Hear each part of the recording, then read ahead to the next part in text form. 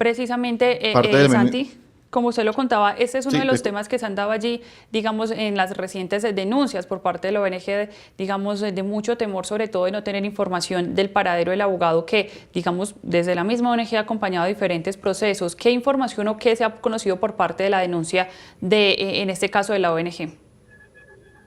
sí, la denuncia de parte de Provea es que la última vez que hablaron con él fue el viernes pasado, el viernes a las 4 de la tarde aproximadamente, el viernes 9 de mayo, iba a su casa, avisó que iba a su casa acá en Caracas y pues no llegó a su residencia, a su casa. La ONG Provea además comenta, Valentina, o confirma más bien, que el abogado había recibido algunas amenazas eh, por su trabajo de defensor de derechos humanos, Sí. y por eso pues creen que terminó siendo detenido.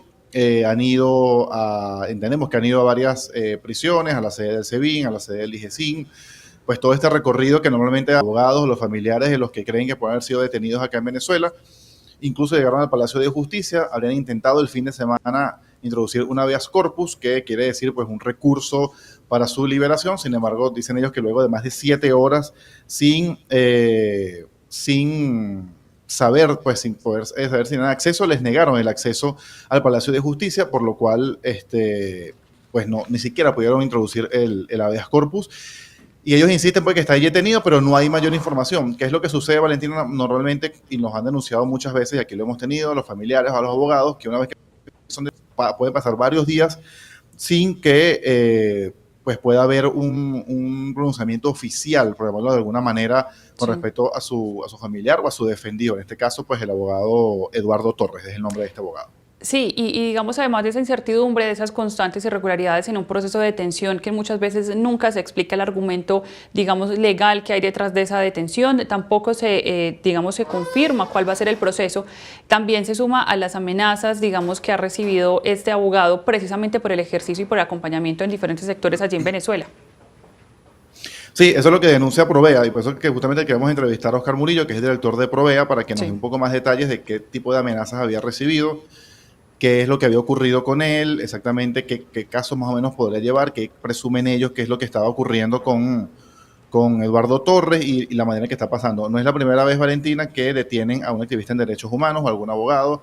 Pues ha habido varios casos de detenciones, algunos los liberan. Está el caso de Correa, el director de la ONG Espacio Público, que afortunadamente fue liberado unos días después, pero ha habido otros que pues aún permanecen detenidos junto con otros presos políticos. Pero también en temas de presos políticos, te cambio un poco el tema, también tiene que ver con los que estaban en la Sí. Embajada de Argentina, que fue noticia la semana pasada. Eran 5 los que estaban allí. Recordemos, al final Claudia Macero había salido a finales del año pasado, quedaban 4 allí, pero de esos 4, 2, Magali Meda y Humberto Villalobos, denunciaron el fin de semana el allanamiento de sus casas. En el caso de Magali Meda, denunciaba tanto su casa como la de su mamá, y lo de Humberto Villalobos también su residencia. Pero ya tenemos allí, ya creo que ya tenemos conectado a Sí. Oscar Murillo, ¿correcto? Sí, lo Así tenemos es, vamos. conectado. Oscar, buenas tardes, bienvenido a Venezuela al Día.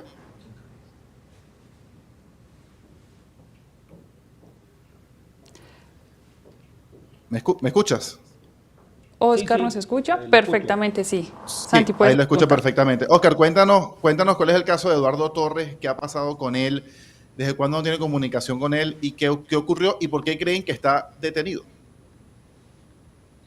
Bueno, Eduardo Torres es un abogado defensor de derechos humanos, forma parte de nuestro equipo de exigibilidad legal desde el año 2019. Él comparte pues labores de defensa y de acompañamiento a las víctimas en 2 materias específicamente, en derechos laborales y todo el acompañamiento con el comité.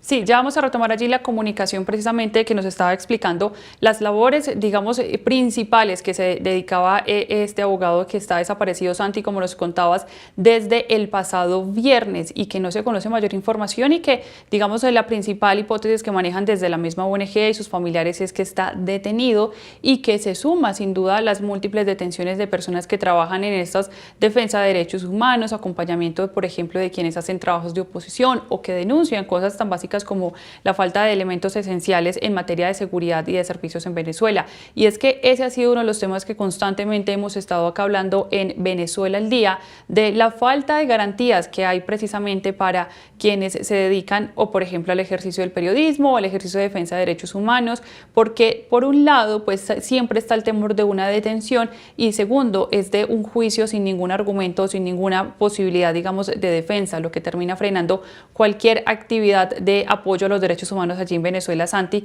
y que cada vez son más los casos, algunos, digamos, no terminan conociéndose o algunos terminan conociéndose días después de que ocurran, precisamente por la falta de información que se tiene por parte de las entidades estatales.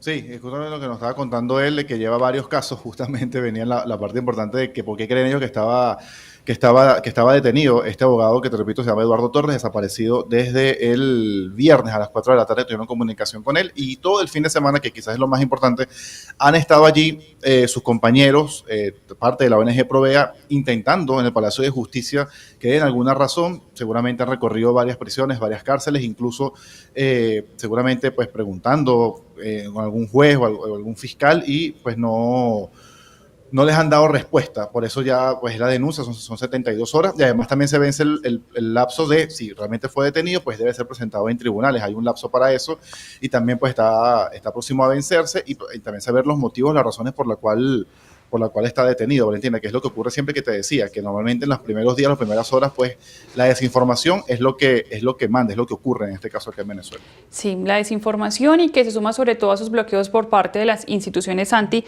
de pues no permitir mayor información, no solo de cómo está la persona detenida o cómo avanza ese proceso, cuál es el motivo. Recordemos que también se han cambiado algunas legislaciones precisamente para, utilicemos el término, facilitarle a las autoridades este tipo de detenciones cuando se hacen diferentes contenidos o diferentes movilizaciones en contra de hoy quienes están en el gobierno nacional, y por eso es el temor precisamente de quienes están allí en este ejercicio, aunque lo siguen haciendo. Lo hemos visto en el caso, por ejemplo, de la ONG Provea, que continúa haciendo las denuncias en el momento pertinente de cualquier irregularidad o violación a los derechos humanos. Pero, Santi, en este caso también se conocen de amenazas en contra del abogado hoy desaparecido desde el pasado viernes, y eso también se suma a las preocupaciones de pues sus familias y de quienes trabajan con él allí en la ONG. Sí, porque hay preocupación por la manera en que ocurren los acontecimientos, Valentina, sobre todo por el silencio, que es lo que ocurre en este caso, que no saber exactamente si está detenido, si ocurrió otra cosa con él. Ellos probablemente ellos podrían quizás manejar información, y por eso pues van al Palacio de Justicia a que le den más detalles, y no que ocurrió otra situación con él desde el viernes a las 4 de la tarde, como te decía. Pero efectivamente el tema es lo que ocurre en las primeras horas, los primeros días. Eso es quizás lo que más preocupa tanto familiares como abogados, en este caso los activistas en derechos humanos. Está toda la ONG, no solamente en ellos, sino varias ONG, pues allí muy pendiente y exigiendo información, y hacen la denuncia pública, y hay bastante ruido, bastante resonancia, quizás por el cargo que él ejerce, por la función que él ejerce, que como te decía es parte del equipo legal de la ONG Provea, una de las ONG más importantes pues acá en Venezuela, defensores de derechos humanos, llevan varios casos, defienden a víctimas que han estado detenidas. Recordemos que según también la ONG hay casi 900 presos por razones políticas acá en Venezuela, una situación pues complicada, y cuando detienen a un activista de derechos humanos, pues obviamente todas las ONG se alinean y exigen pues tener algún derecho, alguna información oficial sobre el paradero, en este caso de este abogado, que te repito el nombre, se llama Eduardo Torres, integrante de la ONG Provea. Claro que sí, ya en segundos vamos a reconectar entonces la comunicación con Óscar Murillo desde la ONG, que son los encargados de hacer esta denuncia pública y sobre todo de exigir cualquier ayuda en la búsqueda, pero también claridad en qué fue lo que pasó, y si se tiene información de una posible detención, pues que lo aclaren lo más pronto posible, porque como decías antes, las primeras horas siempre son de mucha incertidumbre, de no saber qué ha pasado. Pero sí, Santi, el otro también, caso, sí.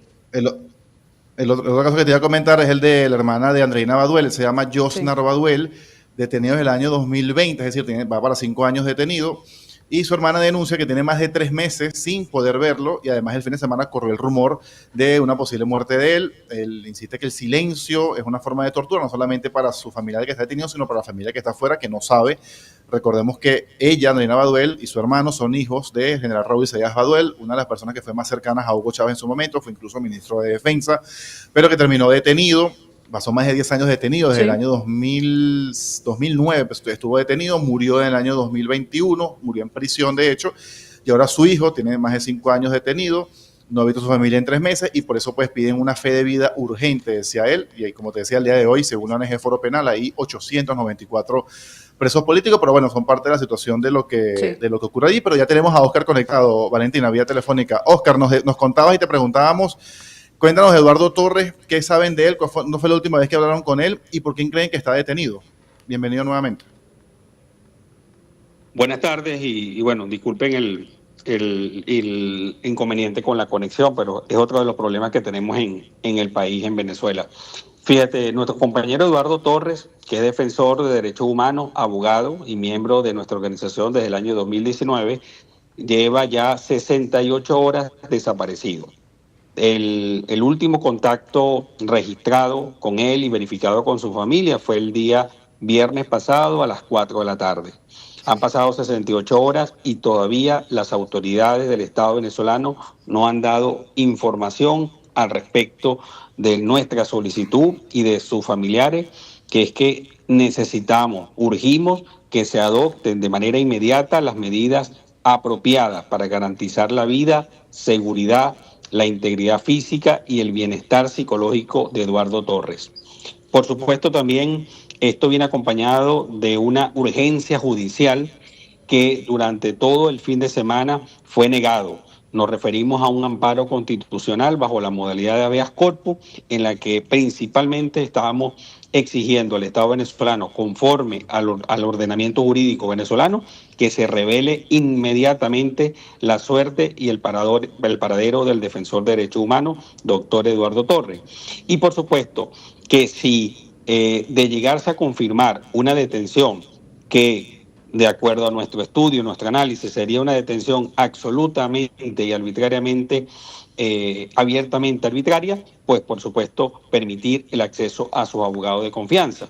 Sin Sí. embargo, en el Código Penal venezolano se establece en la Constitución que las autoridades tienen hasta un máximo de 48 horas para que una persona detenida o en manos de los cuerpos policiales del Estado sean presentados ante un fiscal y ante un juez en ese lapso de 48 horas. Esas 48 horas ya pasaron.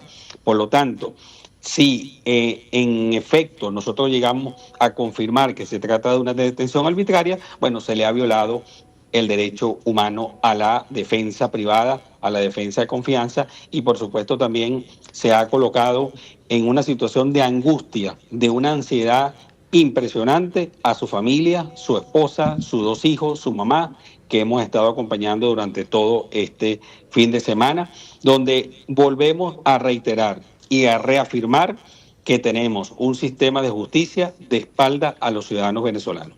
Sí. Y esto se da precisamente con un abogado que acompaña en la introducción de habeas corpus a víctimas de la represión venezolana. Sí, en esa medida, Oscar, quería preguntarte cuál es, digamos, la labor principal o los casos principales que llevaba en este caso Eduardo Torres allí como abogado, como parte del equipo de la ONG, y digamos, qué amenazas habían recibido o hace cuánto habían recibido amenazas en su contra, en contra de Eduardo Torres.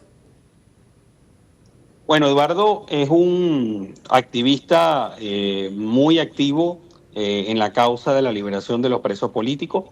Tiene contacto directo con los equipos de abogados de estos presos políticos. No, en algunos ejerce la defensa propiamente directa de estas personas, en otros acompaña como soporte jurídico y ejerce una labor de activista importante en la defensa de los derechos laborales. En realidad, Eduardo tiene más un perfil de defensor de derechos laborales, es decir, de sindicatos y organizaciones gremiales, incluso él es miembro del sindicato de trabajadores de uno de los sindicatos de la universidad más grande de Venezuela, como es la Universidad Central de Venezuela. Allí también él tiene un fuero sindical como parte de su labor gremial. Y últimamente, debido al incremento de la represión política, ha desempeñado un rol importante en el acompañamiento de las gestiones de la familia de los presos políticos ante los diferentes órganos del Poder Público Nacional. Óscar, ustedes han ido, me imagino, y que les han respondido en Palacio de Justicia, han ido a diferentes prisiones, quizás a la sede del SEBIN, del DIGESIN, que suelen ser como el recorrido que hacen los familiares cuando detienen a algún político. En este caso no estamos hablando de un político, estamos hablando de un activista en derechos humanos, pero me imagino que siguen el mismo protocolo. ¿Han ido, que les han dicho algo, les responden algo, los atienden? Bueno, hemos recorrido desde el día sábado, las primeras horas del día sábado y todo el día domingo, todos digamos, los centros de reclusión que uno estima que con el perfil que tiene Eduardo puede haber sido llevado allí o recluido allí. En todos nos han negado que él se encuentra en esos centros, el Rodeo 1, el SEBIN Helicoide, el DGCIN, todos esos recorridos lo hemos hecho. También, por supuesto, hemos ido a los hospitales. Pero bueno, todo apunta que se trata de una desaparición ya por los tiempos que han pasado y que esto puede desembocar en una detención arbitraria. Ayer nos negaron la introducción del amparo constitucional de habeas corpus en los tribunales ordinarios del Palacio de Justicia de Caracas. Hoy, hace algunos minutos, justamente le conversaba a su productora, bueno, fuimos recibidos en la sala constitucional del Tribunal Supremo de Justicia y allí en la oficina de recepción aceptaron el escrito de habeas corpus. Entonces, bueno, esperamos entonces que de acuerdo a este habeas corpus donde se pide expresamente que se notifique de forma inmediata, urgente, sobre el paradero de este individuo, digamos, de este ciudadano de la República, de este abogado y defensor de derechos humanos, bueno, que podamos en las próximas horas conocer dónde está Eduardo, como lo hemos hecho y como lo hemos estado pidiendo públicamente desde el día sábado. Sí, Óscar, es decir, digamos, la idea es que la respuesta de este habeas corpus llegue hoy mismo, que se conozca en las próximas horas, y de ahí entonces, de pronto, si no llega, o ustedes cómo van a seguir en su búsqueda y sobre todo en la ubicación, digamos, del abogado, qué es lo que siguen haciendo, o si van a convocar a movilizaciones o van a continuar haciendo recorridos en los diferentes centros de detención, si no se conoce alguna respuesta de este habeas corpus. No, definitivamente nosotros no vamos a detenernos en nuestra campaña, en nuestro trabajo, en nuestra labor de buscar a Eduardo. Mañana vamos a tener una comparecencia de prensa junto con gremios sindicales, gremios laborales y también miembros del comité de amigos y familiares de presos políticos, porque la negativa del paradero por parte del Estado, en el caso de nuestro colega, representa, como así en otros casos, una desaparición forzada. Y esto constituye, esto hay que decirlo muy responsablemente, esto constituye uno de los más graves y crueles violaciones de los derechos humanos que ha sido empleado a lo largo de la historia. ¿Por qué? Porque durante este tiempo de incomunicación absoluta con su familia y con su entorno familiar, con sus amigos, la integridad personal, la vida de esta persona, en este caso Eduardo Torres, está absolutamente a merced del Estado. Entonces, no podemos garantizar su integridad, no podemos saber qué está pasando con su salud física y su salud emocional. Entonces, por eso es que decimos que una víctima de desaparición forzada está en completa indefensión, acarreando, por supuesto, otras violaciones de derechos humanos conexas, como el trato cruel, como la tortura, etcétera, que esperamos esto no haya ocurrido. Y en definitiva, nosotros como Provea sostenemos que el uso de la justicia y este patrón de desaparecer personas, y en este caso personas defensoras de derechos humanos, lo que busca es destruir la confianza de la ciudadanía, quebrantando el tejido social y promoviendo la deshumanización y el terror. Eso es lo que se busca detrás de estos casos, tratar de intimidar. Pero nosotros queremos dejar claro, desde Provea, que vamos a seguir cumpliendo con nuestra labor de defensa y promoción de los derechos humanos en Venezuela. Sin duda una labor muy importante en este caso. Quería antes, digamos, Santi, no sé si tienes alguna pregunta antes de despedir a nuestro invitado. Sí, una rapidito, Óscar, antes de despedirte. ¿Cuántos defensores de derechos humanos están detenidos en este momento en Venezuela? Bueno, lo que pasa es que si incorporamos también a los periodistas, porque en el estándar de la Relatoría de Defensores de Derechos Humanos de Naciones Unidas, los periodistas forman parte también como defensores de libertad de expresión.